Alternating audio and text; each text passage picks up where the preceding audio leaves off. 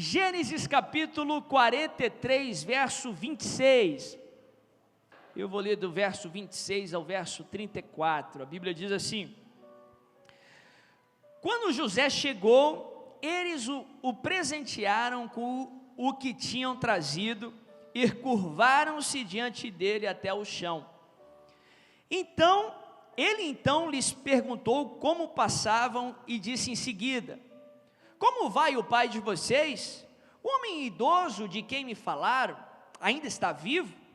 Eles responderam: teu servo, nosso pai, ainda vive e passa bem.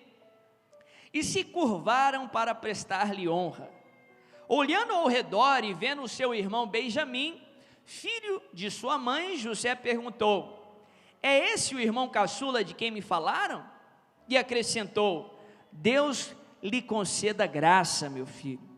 Profundamente emocionado por causa de seu irmão, José apressou-se em sair à procura de um lugar para chorar, e entrando em seu quarto chorou.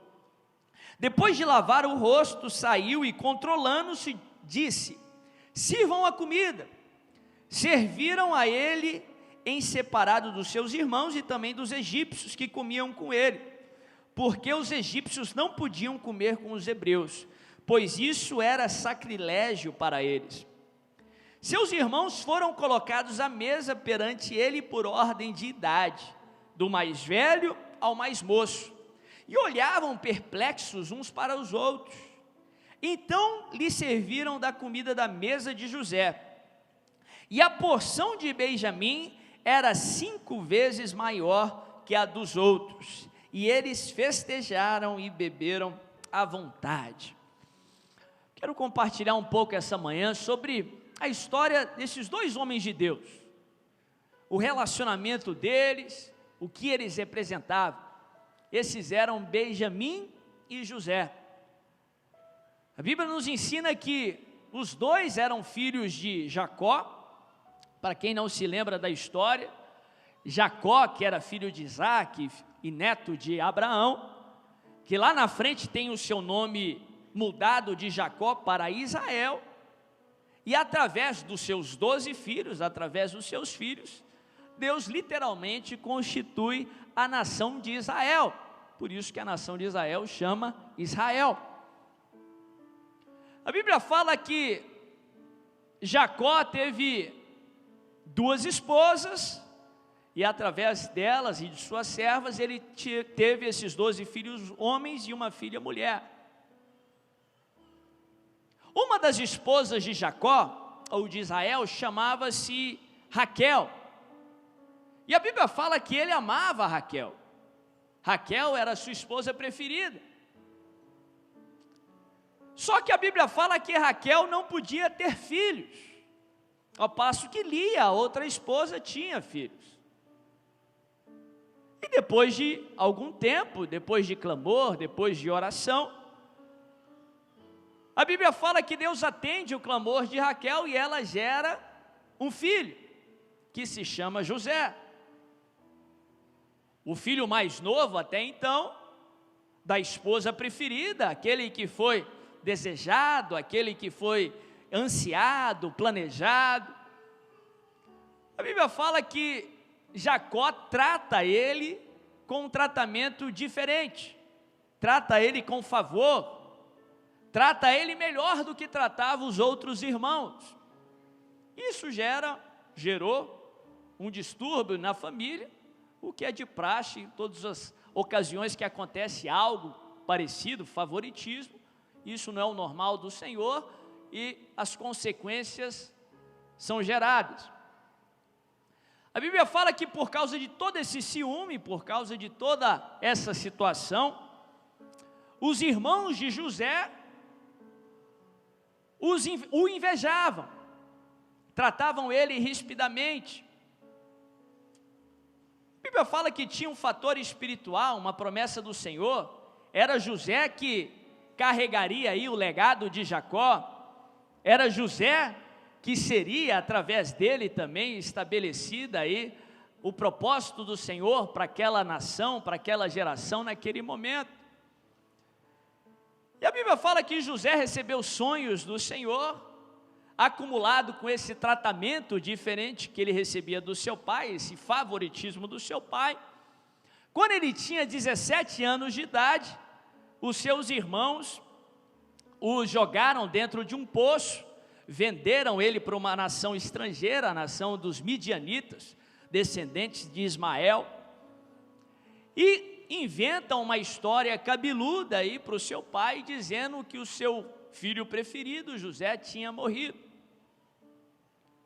José, filho de Raquel, teve um outro irmão mais novo, que se chamava Benjamim, e por ser filho de Raquel, já recebia um tratamento diferenciado do seu pai.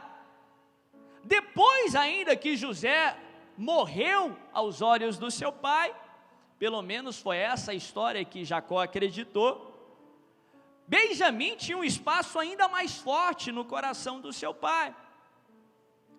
Benjamim não só representava José para o seu pai, como também a sua mãe Raquel, que era a esposa favorita de Jacó, morreu quando deu à luz a Benjamim.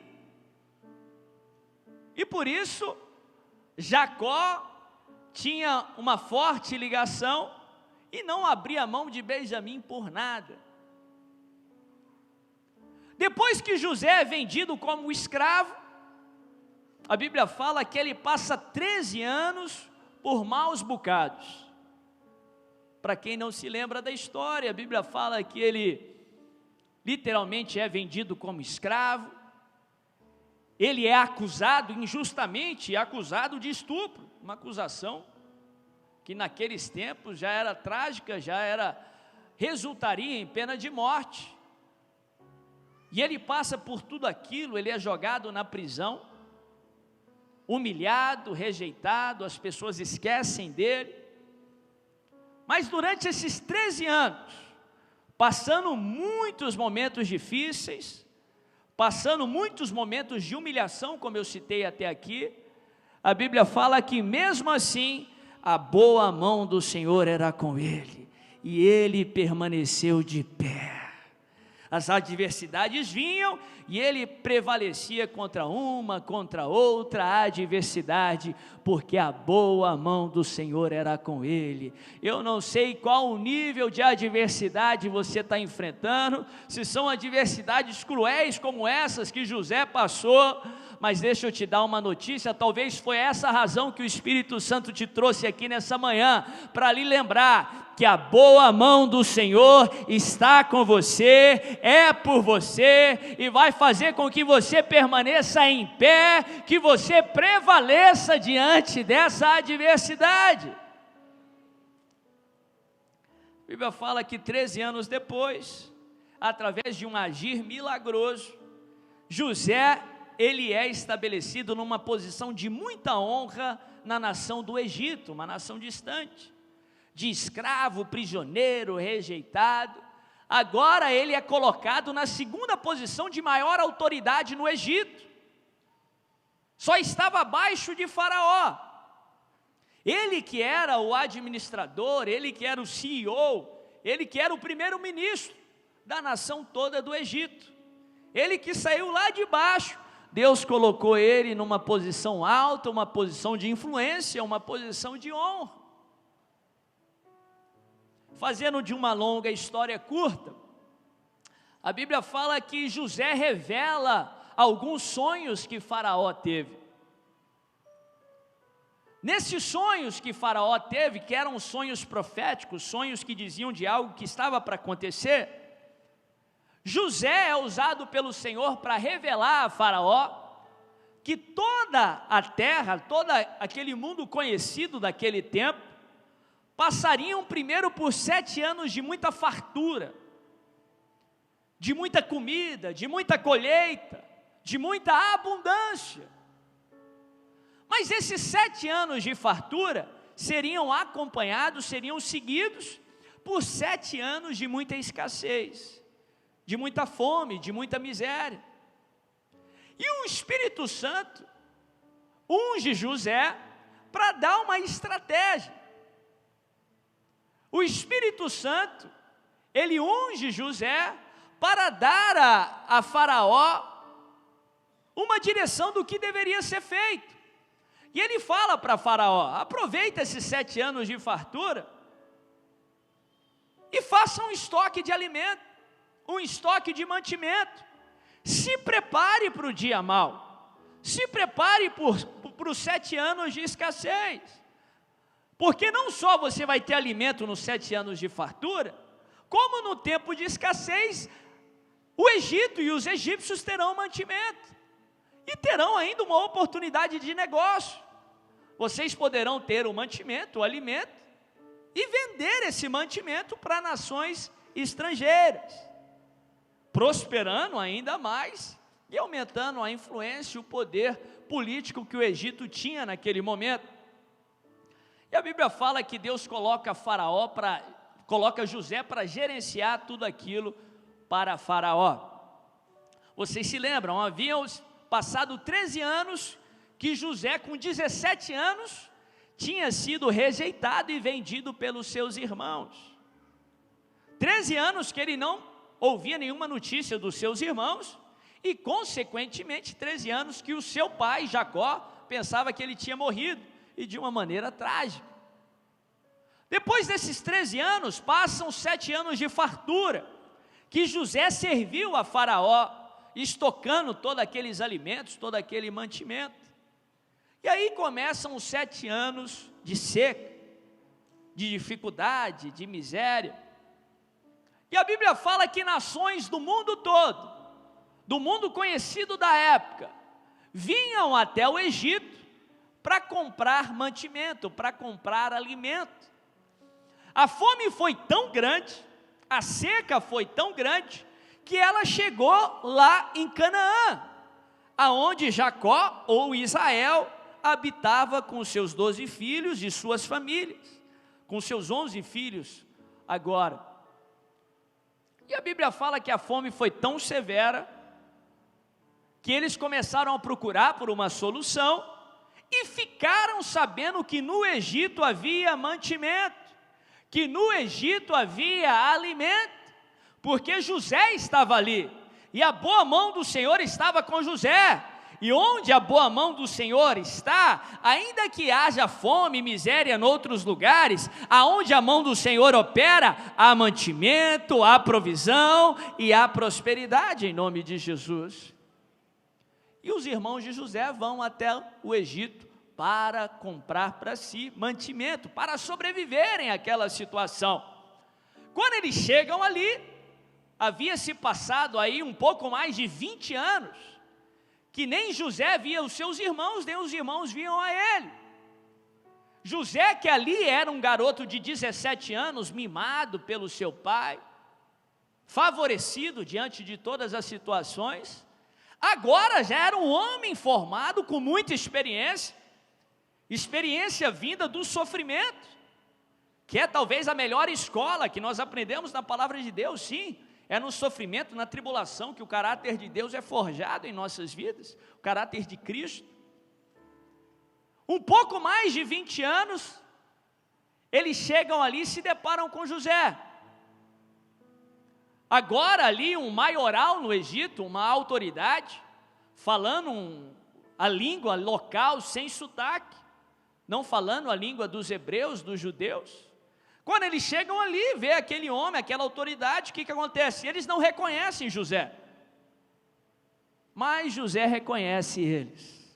José se lembra dos seus irmãos, e a Bíblia fala que ele, logicamente, ele sente toda aquela dor, todo aquele sofrimento, ele se lembra das coisas boas e também das muitas coisas ruins que ele sofreu por causa dos seus irmãos.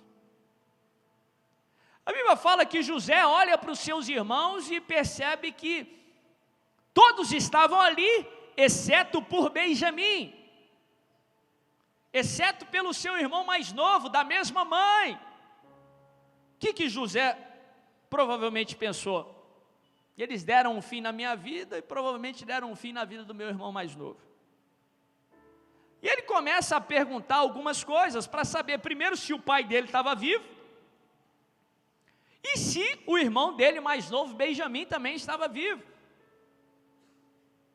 A Bíblia fala que os seus irmãos mais velhos relatam tudo, que o pai passava bem, e que o irmão Benjamim também estava bem, o irmão mais novo.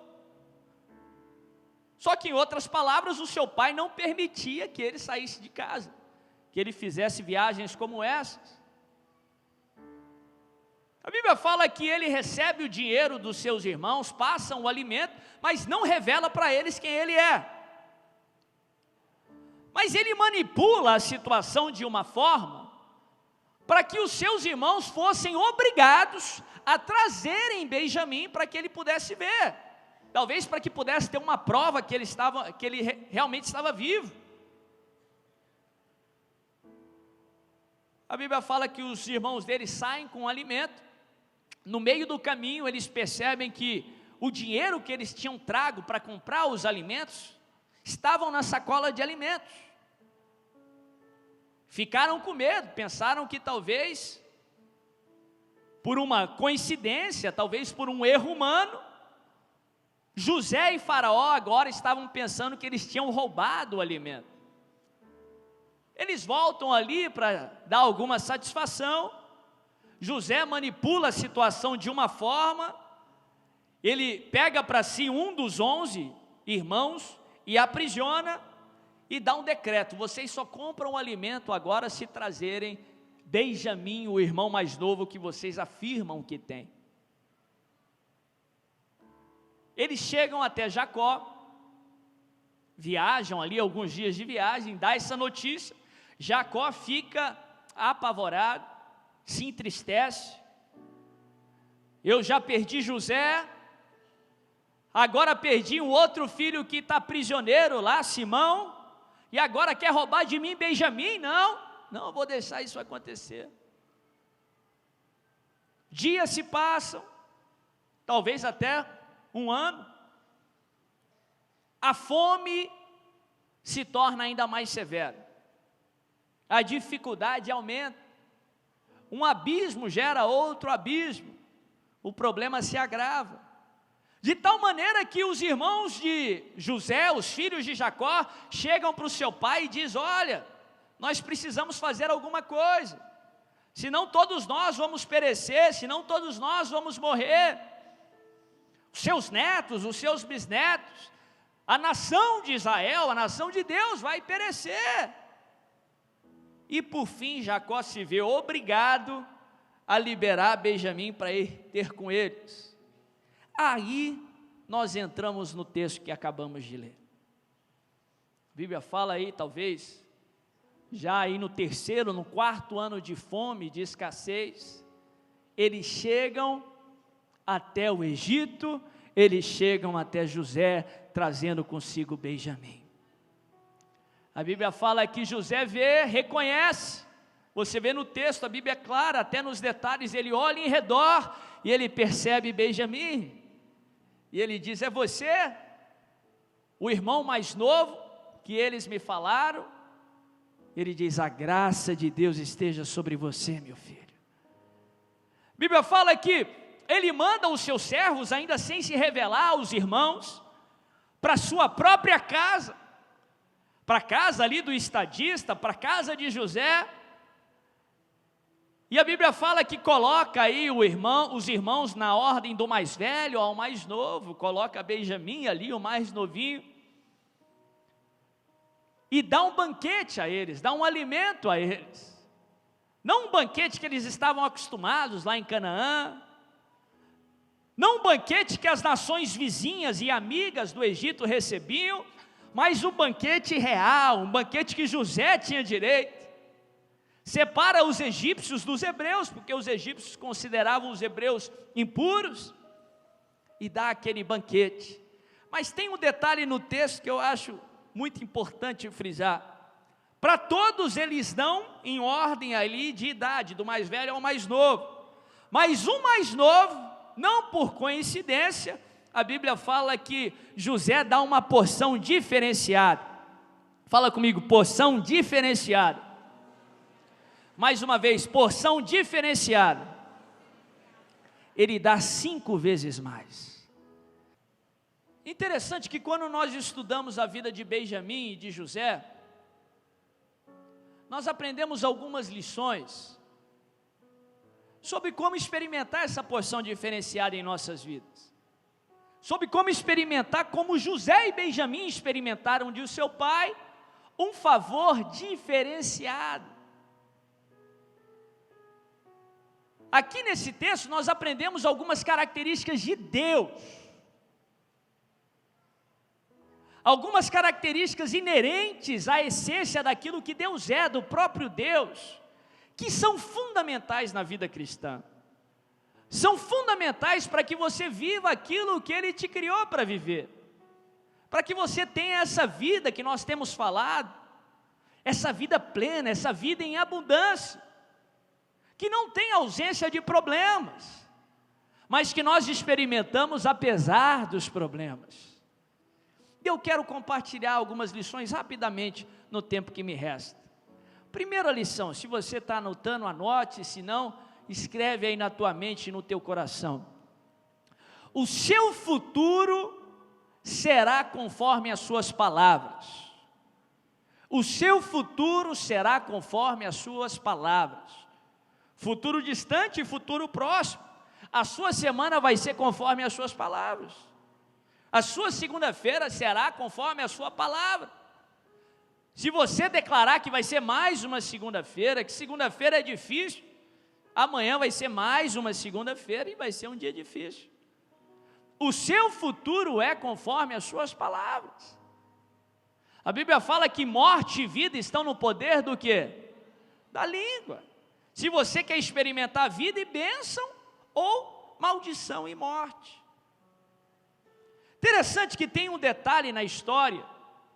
Quando Benjamim nasceu, o segundo filho de Raquel, como eu falei no contexto da história, a Bíblia fala que Raquel tinha tido José, o primeiro filho, ela era estéril, ela ansiou por ter um filho, depois de um tempo Deus a responde e lhe dá José. Ela coloca um nome em José muito interessante, porque ela queria ter mais filhos, ela via Lia, a sua rival, tendo vários filhos. E ela coloca o nome de José já declarando algo sobre o seu futuro. Ela diz, que o Senhor me acrescente, que o Senhor me acrescente outro filho. José significa que o Senhor me acrescente, que Yahvé me acrescente. Anos mais tarde ela fica grávida de novo, de Benjamim, o seu segundo filho. Só que a Bíblia fala que o nascimento, o parto de Benjamim, foi muito difícil, foi com muito sofrimento, com muita dor. E a Bíblia fala que mais tarde, depois de dar à luz, literalmente o parto dela leva ela à morte. Mas depois daquele sofrimento, durante aquele processo todo, daquela dificuldade, aquele processo árduo, a Bíblia fala que quando o bebê sai ali da barriga dela, quando o bebê nasce, ela olha para a parteira, falando daquele momento difícil, daquela dor que ela sente, e a parteira pergunta qual o nome da criança. E não foi Raquel que deu o nome de Benjamim. Raquel, ela profere o nome Benoni. Ela dá o nome da criança de Benoni. Benoni tem um significado especial. Benoni significa sofrimento, significa dor, aflição. Ela deixa a sua aflição determinar as suas palavras. Filho tem uma representação especial, é aquilo que deixamos para o futuro, é o nosso legado, é a nossa herança. Raquel escolhe deixar para o seu futuro, deixar para o seu amanhã, o nome dor, Benoni, sofrimento. A sua declaração para o futuro é dor, sofrimento. E o que acontece com Raquel? Logo depois ela experimenta tanta dor, tanto sofrimento, que ela morre. Jacó, quando escuta ela falando Benoni, ele não aceita aquelas palavras. Você não precisa aceitar tudo o que você escuta, todas as previsões, todos os prognósticos pelo amanhã. Não é aquilo que as pessoas dizem, não é aquilo que eles falam de você que determina o seu futuro, mas seu futuro é determinado pelas suas próprias palavras. Não precisa aceitar um diagnóstico médico, ainda que o natural diz isso, ainda que não seja culpa do médico. Mas você não precisa repetir isso, você não precisa declarar isso sobre o seu futuro. Seu futuro não depende da medicina humana, seu futuro depende da mão de Deus. É Ele que tem a última palavra. Se você se lembrar da história, Jacó sofreu muito com esse negócio de nome. Jacó, o nome Jacó significa enganador, deturpador. E Jacó foi um enganador durante a sua vida. Ele experimentou isso até um certo ponto, até ter uma experiência com Deus, e Deus muda o nome dele para Israel. Ele não queria ver o seu filho mais novo, passando pelo mesmo sofrimento.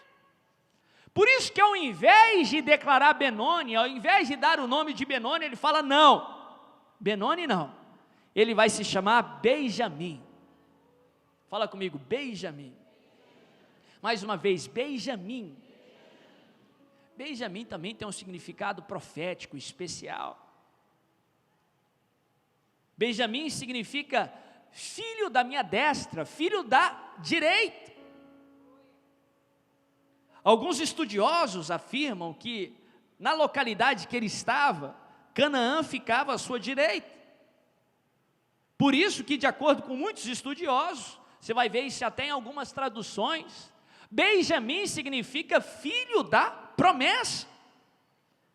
Na linguagem da Bíblia, a mensagem tem, para mim, a tradução mais bonita do nome Benjamim. Diz que Benjamim significa filho de uma boa sorte. Ah, meu irmão. Enquanto Raquel declarou dor, declarou sofrimento, mas ela estava passando por isso. Era o presente, era a situação dela. Mas toma cuidado para você não ecoar o seu problema, para você não ecoar a sua situação, porque a Bíblia em nenhum momento nos ensina que o nosso presente determina o seu futuro, que o nosso presente, que a nossa situação determina o nosso futuro. O seu presente não determina o seu futuro, mas as suas palavras determinam o seu futuro. Aquilo que sai da tua boca influencia sim o seu futuro. Enquanto Raquel declarou Benoni, sofrimento, dor, Jacó declarou Benjamim, Jacó declarou a promessa, Jacó declarou uma boa sorte, Jacó declarou um bom futuro. E o que acontece com Raquel? Experimenta o resultado das suas palavras: sofrimento, dor e morte. E o que acontece com Jacó e com Benjamim? Lá na frente a Bíblia fala que Jacó, ele encontra José novamente. Jacó conhece os filhos de José, os filhos de Benjamim. Ele experimenta a promessa de Deus na sua vida. Ele se torna esse patriarca que nós estudamos até hoje. Ele experimenta a promessa, a boa sorte do Senhor. O seu futuro será conforme as suas palavras. Cuidado com aquilo que sai da tua boca. O diabo vai fazer de tudo para influenciar o que você diz. Vai usar a mídia, vai usar o entretenimento, vai usar a circunstância, vai usar a sua cultura, vai usar o seu passado.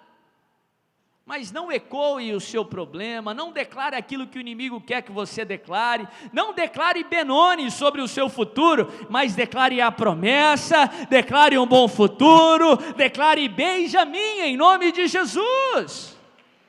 Em nome de Jesus. Mas Raquel declarou Benoni, Jacó declarou Benjamim. O que Jacó e Benjamim experimentaram? A declaração da bênção, não a da maldição.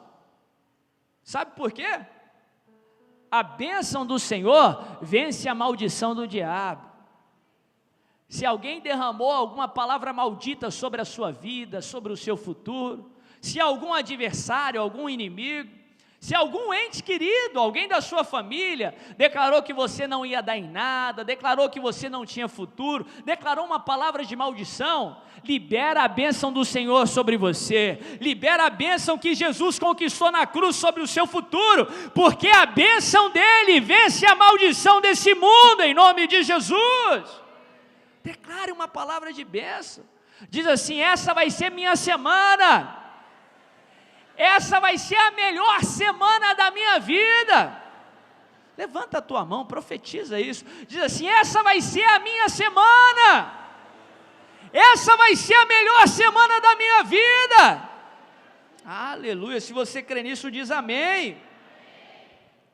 Segunda lição que eu aprendo com esse texto, a Bíblia fala que quando José recebe os seus irmãos, ele recebe com um banquete. Fala comigo, banquete. Mais uma vez, banquete.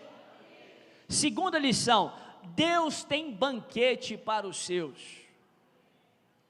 Ou melhor, Deus tem um banquete para os seus. Não um banquete humano limitado, um banquete real, um banquete de Deus que é ilimitado. Interessante que José não tem relatos que ele fazia isso. Ele não recebia as pessoas com um banquete, ele não recebia as pessoas na sua casa. Mas quando os seus irmãos chegaram, quando aqueles que representavam a nação de Israel, a nação de Deus chegaram, ele os trouxe para sua casa e lhes deu um banquete. Para Benjamim lhe deu uma porção diferenciada ainda. Pensa naquilo que os egípcios começaram a conversar entre si, aquilo que os soldados, os assessores pensavam: essa nação deve ser especial, essa nação é diferente para receber tal tratamento de José.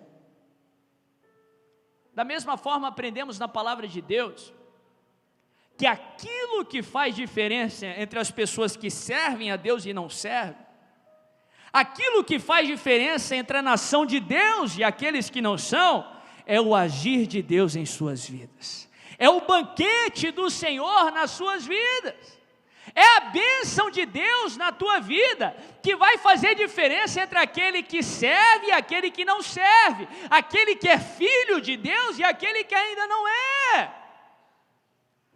2 Coríntios 2, verso 14, Paulo diz assim: mas graças a Deus que sempre nos conduz em triunfo e por meio de nós exala a fragrância do seu conhecimento.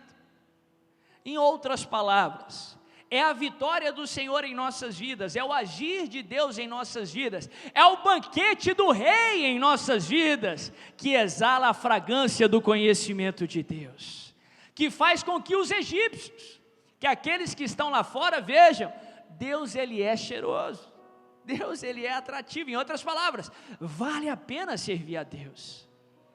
Isso não significa que não vamos passar por problemas, não vamos passar por dificuldades. Eu já falei sobre isso várias e várias vezes aqui. Mas isso significa que apesar dos problemas, apesar das dificuldades, a vitória de Deus na tua vida, o agir do Senhor em meio aos problemas, aquele que te põe de pé, aquele que te faz prevalecer, o agir dele em você, vai fazer com que as pessoas reconheçam que Deus é por você.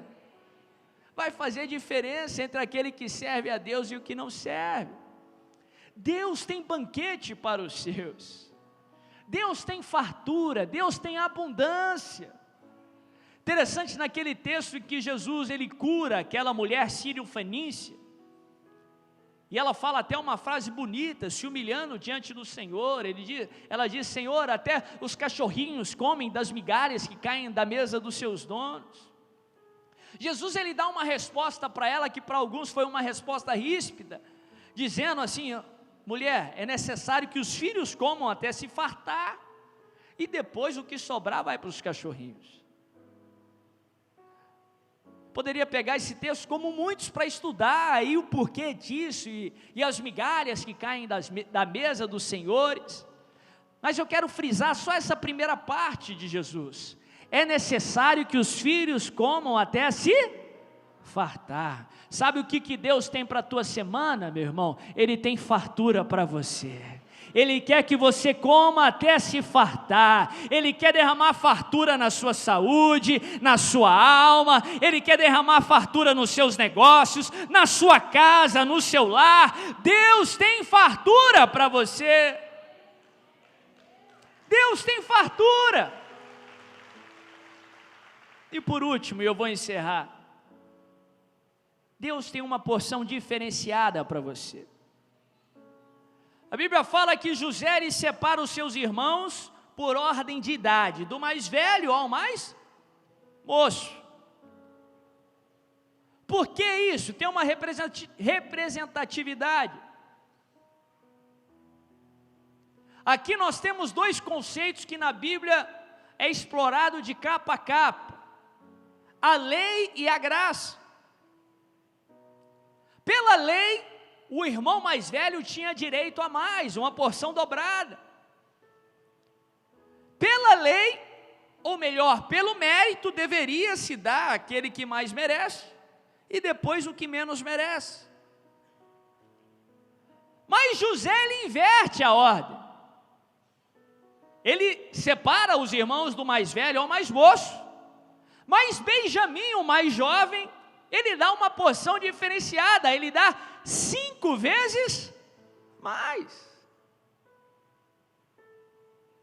Não por aquilo que Benjamim merecia, não por algo que ele tinha feito, mas porque José o amava. Era o irmão da mesma mãe, por aquilo que Benjamim era, e por aquilo que José era. Não é à toa que na palavra de Deus, o número 5, no estudo dos números da palavra de Deus, da numerologia bíblica, no número 5 é o número da graça. É os 5 alpendres lá no tanque de Betesda. Enquanto a lei determina o mérito, a Bíblia nos ensina que José, porque amava o seu irmão, não por aquilo que ele tinha feito, ele derrama uma porção diferenciada. Isso é uma figura daquilo que seríamos em Cristo Jesus. Não é por aquilo que merecemos, não é por aquilo que você fez na semana anterior, mas Ele te ama tanto, Ele te ama tanto, Ele é amor, e a Bíblia nos fala que Ele nos fez para ser amado, por aquilo que Ele é e por aquilo que Ele te fez para ser. Ele vai derramar sobre a sua vida uma porção diferenciada. Ele vai derramar 5 vezes mais. Ele vai derramar graça. Ele vai derramar abundância. Presta atenção na perspectiva de Benjamim. O seu único irmão, o irmão mais velho, ele sai do conforto do seu pai, é vendido pelos seus irmãos, passa por humilhação, rejeição, vai no poço mesmo, na posição mais baixa do mundo que poderia existir, mas a boa mão do Senhor é por ele, e a Bíblia fala que aquele que foi lá embaixo, Deus exaltou ele a uma posição de muita honra, e através dele, através de José, Benjamim, ele é liberto da fome, da seca, da miséria. Ele tem acesso à abundância. José é uma figura clara de Cristo Jesus. Cristo Jesus deixou o conforto do Pai. Aquele que não conheceu o pecado, aquele que é Deus, com toda a sua glória, com o seu esplendor, ele abriu mão de tudo isso. Ele decidiu que ser igual a Deus não era algo que devia se apegar, e ele veio aqui à mais baixa posição, se tornou homem como eu, como você, aquele que não cometeu pecado, ele se tornou pecado por mim e por você, e foi humilhado, foi rejeitado, foi acusado, foi cuspido, foi a mais baixa posição. A Bíblia fala que durante os 3 dias, ele foi lá no inferno tomar a chave da morte, tomar a chave do inferno. Mas a Bíblia fala que a boa mão do Senhor, lá na mais baixa posição, resgatou, ressuscitou Jesus e colocou ele na mais alta posição. E através de Jesus, através do seu sacrifício, o Senhor nos livrou, nos libertou da fome, da escassez, da morte e do inferno. Interessante, no próximo capítulo do texto que eu li, os irmãos de José começam a ficar atribulados, inquietos, com medo do que José poderia fazer. Lembra, ele não conhecia José, eles não lembravam que era José, eles não tinham reconhecido José, e na hora mais difícil, a Bíblia fala que José começa a chorar, e ele revela para os irmãos quem ele era, e ele diz: não fiquem com medo, não tenha receio algum, porque aquilo que vocês intentaram para o mal, Deus transformou para o bem. Aquela rejeição, Deus me trouxe aqui para o Egito, para que eu pudesse libertar vocês agora. E eu quero encerrar com essas palavras. É na hora mais difícil, é no meio do problema. Lembra lá de Sadraque, Mesaque e Abidnego, no meio da fornalha ardente, que a Bíblia fala, as pessoas de fora viram e perceberam que os três não eram três, mas eram quatro. E o quarto homem tinha a aparência de filho de Deus. O quarto homem era Deus. É no meio do problema, no meio da fornalha, na hora mais difícil, que Jesus vai revelar para você e para as pessoas que estão à sua volta quem realmente Ele é. É na hora mais difícil, no meio da tempestade, que os discípulos perceberam que não era um fantasma, mas Jesus que estava andando sobre as águas. É no meio dessa fornalha ardente, em nome de Jesus, que você vai perceber que Deus, que Jesus jamais saiu do seu lado. Ele está com você o tempo todo. Ele é por você, fazendo com que tudo contribua para o seu bem. É na hora mais difícil, que até aquele ímpio, até aquele irmão que não conhece o Senhor, vai olhar para você e vai falar: Deus só pode estar com ele, Deus só pode estar com ela. Não tem adversidade que pode os parar, não tem problema que pode os deter. É cada dificuldade e cada vitória, em nome de Jesus.